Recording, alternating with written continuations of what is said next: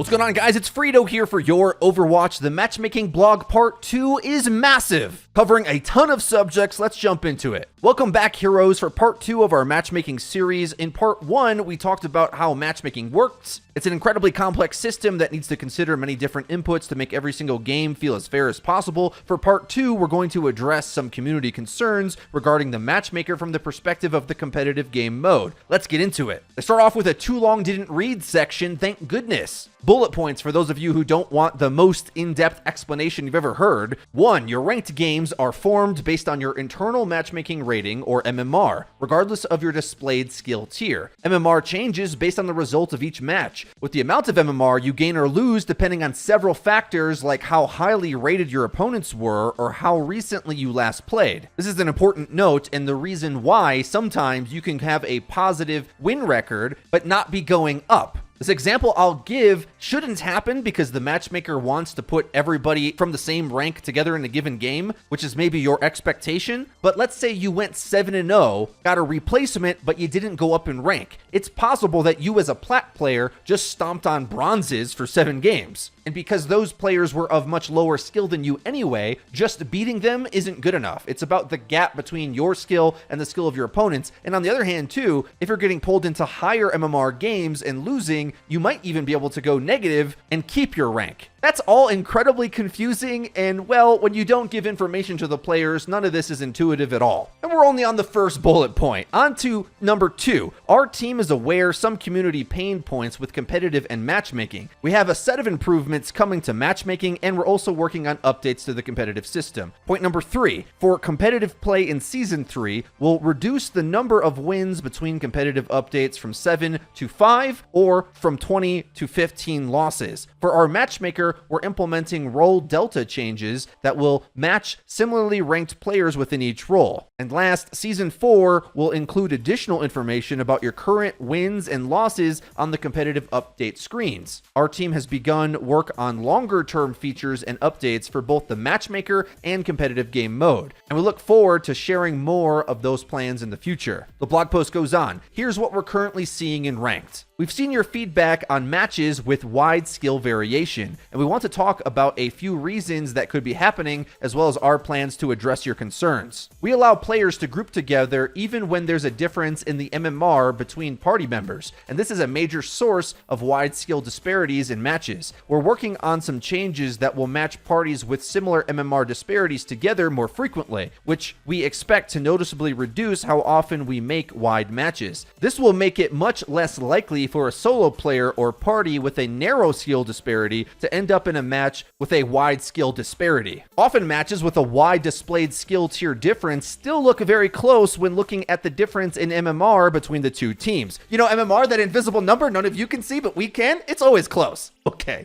The partial rank reset at the beginning of the season may be exaggerating this by making it look like someone is lower than their actual rank. However, regardless of the seasonal reset, both skill tier and MMR can decay over time for players who are inactive for a considerable amount of time. What is that exactly, Blizzard? How much time? Players who return may see dramatic shifts to their skill tiers as they resume playing regularly, and the game becomes more certain of the player's current skill. We've also seen the community talk about inconsistent games or how some games feel incredibly one-sided, and that feedback has been helpful. Understanding what causes one-sided matches and how to reduce their frequency has been a major area of focus for our team. This is a tricky problem because one-sided matches can happen in Overwatch, even between balanced teams. So our first step has been to study the problem and understand the various factors that can cause one-sided matches. And we're planning to share what we learn with you in a developer blog down the road. My answer to this, guys, is the counter-picking rock, paper, scissors metagame of Overwatch 2 got really blown up in a shocking way. When we stopped playing main tanks and started playing counterpick tanks, the roles got way worse, and especially how singular and top-heavy any given role is. So, for example, if it's a Sojourn-dominated meta or Mercy-dominated meta, and your team has both of them, and the enemy's playing some wacky mystery hero DPS, well, good luck in that game with any pick, frankly. I always felt Blizzard wasn't collecting enough data on any of this or asking the right questions, because it isn't a mere premier hero win rate across the globe, I think that's incredibly misgiving. Because there's a lot of picks that are just average that if the enemy goes them, you can get away with playing anything and inflating that hero's win rate to make it look more viable than it is. But what are those heroes' win rates against the meta heroes? That's what I want to know. Is that where the blowouts are happening? You're trying to force a hard to play tank against the meta tank? Like, let's say Winston, incredibly hard to play, at least for me, in the hog meta, but has decent matchups against the characters that aren't broken. So I certainly am inflating his win rate against players playing non-meta picks. But what does that solve? It's almost like the game gets really fun when you start knocking out the oppressive heroes. If only there was a way that we could systematically take out the most overpowered heroes. Anyway, he goes on to say, competitive updates are another topic we've been exploring. We want you to feel a sense of progression without needing to focus on super granular numbers like skill rating. But we feel and agree with the community that competitive updates are a bit too infrequent currently. The blog goes on, here's the direction we're taking moving forward. What we're doing in Season 3. Based on community feedback, we're implementing some updates to the matchmaker that try to place pairs of players with similar MMR on each role on either team. This means that opposing tanks should be more similarly matched than before, and likewise for the other respective roles. The goal with this change is to make the average MMR between each role more evenly matched to each other instead of looking more broadly against the entire team to balance things out. This is a major change to the matchmaker, so we'll be actively monitoring for any unintended side effects. My favorite example of this is the enemy has a Grandmaster Sojourn player. I do not. They have a Mercy attached to that Sojourn player, and me as the Grandmaster support in that lobby has to make the choice. Do I try to mirror the meta and play Mercy, putting the ball in the hands of a underranked player? Or am I forced to try to figure out how to win the game in a different way? I'll be much happier when it's a Grandmaster support I'm mirroring against and our DPS are equally skilled. And the same thing goes for your tank, of course. It's even worse on tank, of course, potentially. An unintended side effect I might presume is that queue times get longer, but frankly, queue times feel a little short, at least for me. Like, I'm getting up there in ranks on all three of the roles, and I'm sitting here like, would I rather wait an extra 2 minutes so that the game isn't completely busted? Yeah, I think so. I think I would.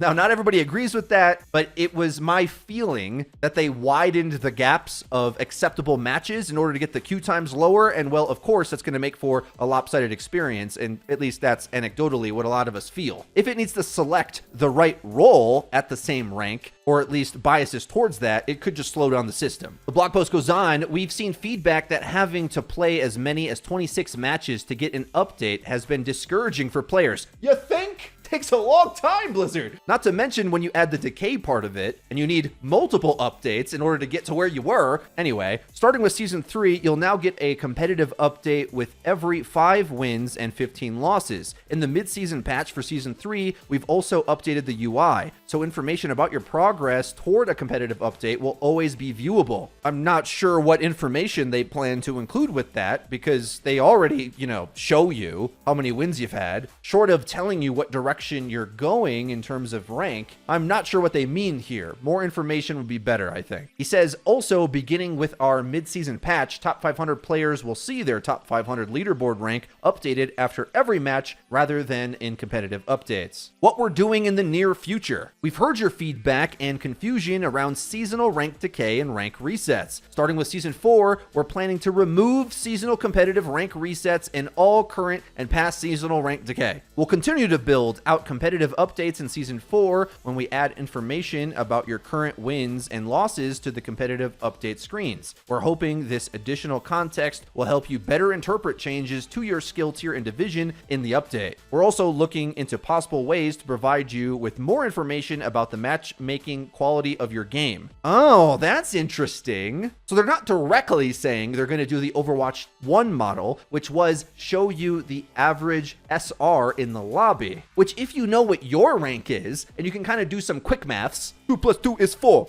minus 1 plat, that's quick maths. And you could kind of tell what the rank of your teammates were, even if they had private profiles. Maybe they could tell you whether the match you're in is below your average SR or above or at it. So you can kind of know what kind of teammates you have. That's just a guess though. I think they're really trying to avoid directly telling you information, but at the same time, like clue you in to have some kind of guess. We'll have to wait for the mid-season update to find that out. Next, they say long-term plans and goals. In the long term, we're planning to provide new ways for players to share a challenging and competitive experience in Overwatch 2. We'll share more on this down the road. That said, matchmaking improvements are an evergreen area of focus for the team, and we'll stay focused on testing and deploying continuous improvements to the matchmaking algorithm. Finally, we'll continue to watch for your feedback and improve upon the overall ranked experience over time. Our goal continues to be delivering matchmaking that feels fair and balanced for everyone. Closing thoughts. The goal of our matchmaker is to make each match as fair as possible, meaning your team has an equal chance of winning or losing each individual match. We firmly believe the most fun games of Overwatch are when they are fair, and our team is committed to discovering and implementing new changes and updates that align our game with that goal. You know what I really hope is they don't force heroes into positive matchups for them. That would be really bad. I'm not saying they're trying to do that, but there's a limit to trying to dissuade the unbalanced match that I'm going to be willing to take, because some matchups you're just supposed to lose. Blowouts often happen not because of a skill discrepancy, but because of like a knowledge, game sense, hero pool, etc. Like, that's just what Overwatch is. Certain things dominate other things. And if you're good at one and it's the right pick for the right time, you dominate that game. Like, for example, because I know how Wrecking Ball is supposed to play, when I get a ball on my team and I'm on DPS or support, I know what I want to do because I know what he wants to do. Doesn't matter that the pick is bad. I can make a bad pick somewhat work because I know the strategy around it. I know what I can't do if I want to win this game. Whereas other players will stick to their slow characters like McCree or Ana or whatever and wonder why they're losing trying to play with the ball. No.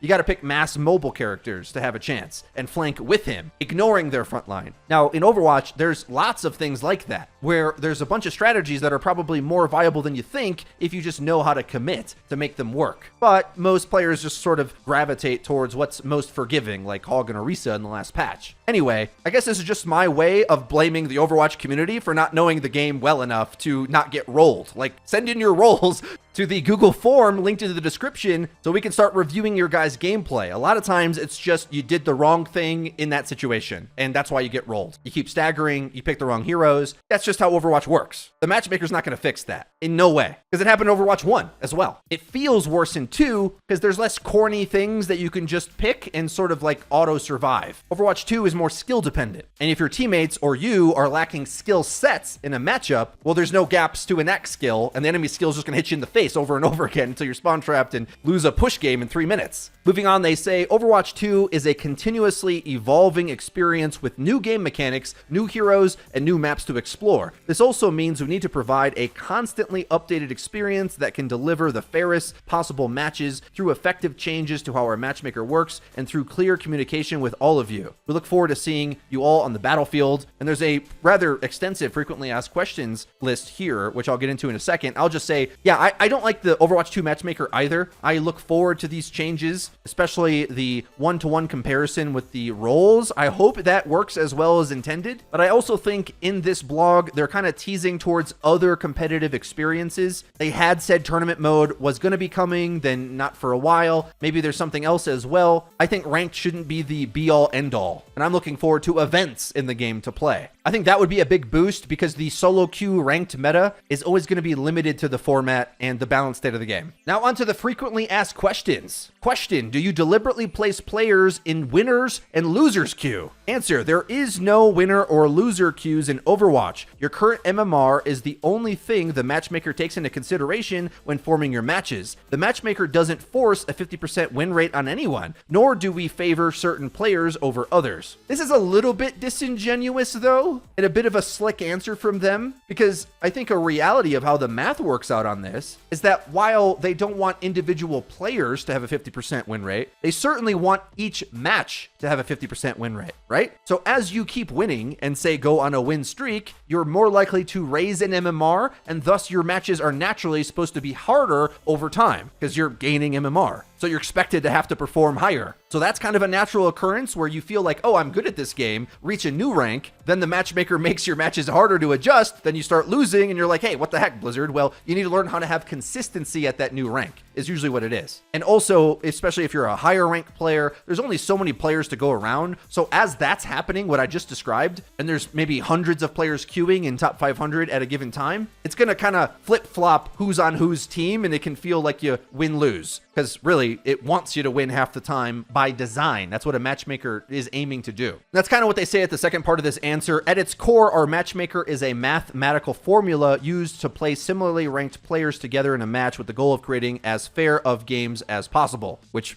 means a 50% win rate in those games. Because that would be an ideal match-made game, right? You don't want one team to have 70% win chance. That would design a role for one team, right? And have them dominate the other. You want it to be even. Next question. Why do I sometimes have a large win or loss streak? Answer. Sometimes if a player goes on a very long win or loss streak, it's indicative that their internal rating is not well calibrated. The best way to calibrate your rank is to continue playing competitively. The more data we have, the closer you'll get to a rank that best represents your skill. However, there are times when players are going to get lucky with their win streaks or the opposite with loss streaks. We're investigating this, and we will be testing some changes to see if we can reduce this kind of streaking in the future. Something that I notice in my games is that a quality avoid slot sometimes creates a win streak, and missing a quality avoid can also cause a loss streak. Also, your own personal performance can be on a high or low note for a given day. I highly suggest taking breaks from this game. I'm quite envious of streamers that can play ranked for hours on end. I cannot do it. I play a couple matches. If I am not feeling it, I either get off, play quick play, try to pace myself. That's the only way you can cover this game for 7 years and keep any semblance of sanity. Next question. Does my competitive rank affect matchmaking? Answer. We only create matches based on player MMR, not the visible competitive rank. A player's visible rank will move towards their rating over time as they continue to play during a season. When we decay ranks at the beginning of a season, this has no effect on players' underlying ratings. They're going to answer this question 10 times, I guess. Next question. Why does the quality of my matches go down at the start of a season? When Season 2 went live, a lot of players who stopped playing during Season 1 came back. So the population of players playing ranked changed dramatically overnight. Rankings are a measure of your skill relative to the rest of the players you interact with. Events that cause the population to change a lot will result in some turbulence. We're exploring some ideas of how to tackle this in the future. This is why I thought they were going to do a soft MMR reset anyway. Okay, not doing that at all. Not even doing the fake visual reset. Okay, good. Didn't like that anyway. But maybe there needs to be more decay or for it to kick in more quickly. I don't know. Question. Can we do a full rating reset? A full rating reset wouldn't create a great experience since it would mean throwing out all the knowledge we have about players. This would cause new players to get matched against Owl Pros, which is fun for about 30 seconds. We've experienced this ourselves in internal playtests. To be clear, ratings aren't a 100% accurate representation of every player's skill. Some players aren't in the right spot, but the system is a vast store of knowledge about the relationship in skill between millions of players, most of whom who have never even directly played against one another. Question. Why am I hard stuck at a low rating that doesn't reflect my skill? Answer. Ultimately, the only way you can increase your rating is to win more matches than you lose, since we're putting any given player on a random team with 9 random other players. With enough matches, that player's contributions are the only constant factor throughout, so their rating should end up reflecting their skill. There are some interesting phenomena here, though, that make this more complicated. For example, we have data showing that matches become less predictable the lower the average rating of a match. Predictability is a measure of how likely the factor team is to win because the two teams never have identical ratings. One team is always going to be slightly favorite for a variety of reasons: team coordination, gameplay mistakes, and new players who are trying out different roles and 30+ heroes. The result is that we get a little bit less signal to use to calibrate ratings. We're working on some ways to use the signal we get more clearly, so stay tuned. Question. So you don't take the number of eliminations, damage dealt, healing provided, or any other scoreboard stats to adjust my MMR after each match? Answer. In the Overwatch 2, your MMR adjustment after every match is not impacted by your performance in each match, regardless of your skill tier. This is important because it actually was in Platinum Below in Overwatch 1. I didn't know they changed this, to be honest. This is for a few reasons. We don't want players to be focused on doing things other than trying to focus on the objectives and win the match. dealing the most damage or getting kills won't help your team if your actions don't help them push the payload or capture a control point. Also, for some heroes, especially those in the support role, it can be challenging to determine if the numbers they produce reflect their skill. This is a really good point and something that I don't think we've gone at length to emphasize in Overwatch 2, because we talked about it so much in Overwatch 1 and many of our viewers are from Overwatch 1, but probably an area we should explain more in depth. But the context of when you get your eliminations and the value of your eliminations are very different depending on what's going on. Normally, losing your life might always be a bad thing as a general principle, but a big risky flank to take out their Ana before she can cast Nano on the enemy Genji blade and you get traded 1-for-1 might completely ruin their win condition. But on the same token, getting a big ultimate that wipes the enemy team, but your team is already in spawn, so you can't progress the objective, and they spawn closer, might be a horrible play. Something that shows up on the stat board, but makes you lose a valuable resource you should have saved for even far less impact. But tempo in an important, crucial moment that could snowball to you winning the objective. Things like that are very core to Overwatch's design, and probably why such a high percentage of new players are so bad at the game. Remember, they learned that all the new players, all of them, should have been placed in Bronze 5. Think about that. They play other shooter games. Overwatch has a lot of complicated stuff that isn't in any other game, even with the more shooter-focused gameplay of the sequel. That being said, though, I didn't mind SR boosts for the medal ranks, as to some degree, just putting out more mechanics does actually mean you probably should play against similarly skilled opponents, but a system like this biases more towards the game sense of the game, and maybe that's better for some players, but might also add to some of the roles that happen in the matchmaker, because you can get players that don't know to play the objective or team game, but have better mechanical skill that in Overwatch 1 would have been boosted out of those ranks based on their stats. Kind of an interesting little idea there. Question: why do streamers and pro players often have such long queue times and often end up in poor quality matches? Answer: perhaps the largest factor that influences match quality is just the population of players at that skill level. Top 500 is a small population compared to the millions of players at lower ranks. Towards the center of the rating curve, there are tons of players in the matchmaking queue for us to choose from, all of whom would allow for a good match. So it's much easier for us to ensure a good quality match. Contrast this with Overwatch League pros, who make up something like 0.00000 something, I lost track of the zeros, 1% of the Overwatch player population. For players at the very, very top, it's very hard to guarantee a good experience because there are so few players. Fundamentally, it often comes down to a hard trade-off between making worse matches or dramatically increasing queue times, and they're unfortunately already very long for these players. We have some changes coming that should improve match quality for high MMR players, and we're talking about even more sophisticated things we could do in the future. Guys, that's everything for the massive matchmaking blog. Let me know your thoughts in the comment section down below. If you enjoyed this video, please be sure to leave it with a like, and don't forget to hit subscribe and click the bell icon to actually get notified when our videos come live. That's been it for me. I've been Frito for your Overwatch. I'll see you guys next time.